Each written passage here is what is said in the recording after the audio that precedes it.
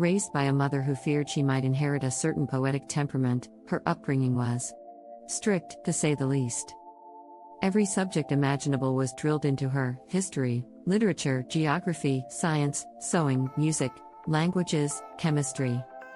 But there was one subject, above all, that captured her heart: mathematics.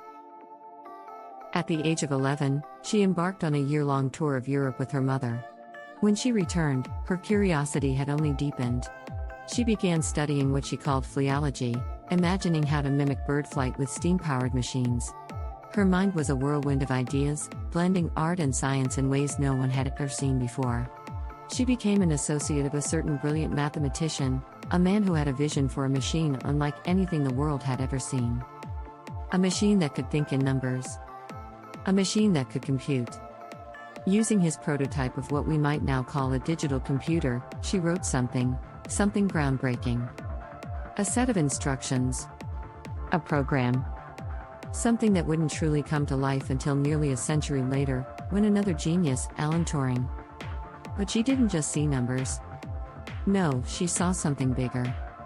She speculated that such a machine might act upon other things besides number. That it could compose elaborate and scientific pieces of music of any degree of complexity or extent. In other words, she envisioned computers making music. Sounds familiar, doesn't it? She used private tutors and self-educated herself, with guidance from one of the great mathematicians of the time, Augustus de Morgan. At 19, she married a nobleman 10 years her senior, who became an earl, which made her a countess. She had 3 children. Sadly, her time was short. At just 36 years old, illness took her.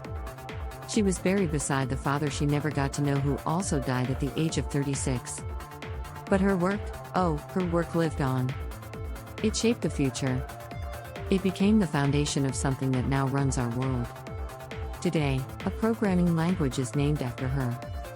And every second Tuesday in October, we celebrate a day in her honor, recognizing the contributions of women in science, technology, engineering, and mathematics.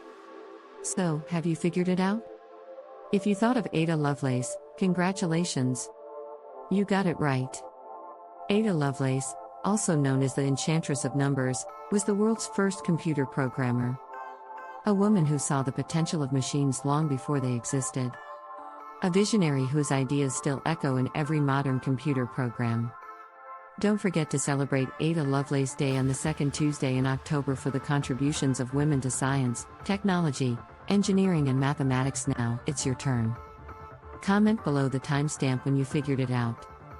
Were you early? Did you get stumped? Let's see who cracked the code the fastest. And if you enjoyed this little mystery, don't forget to like, subscribe, and hit the bell icon for more stories of forgotten geniuses who shaped our world. See you next time.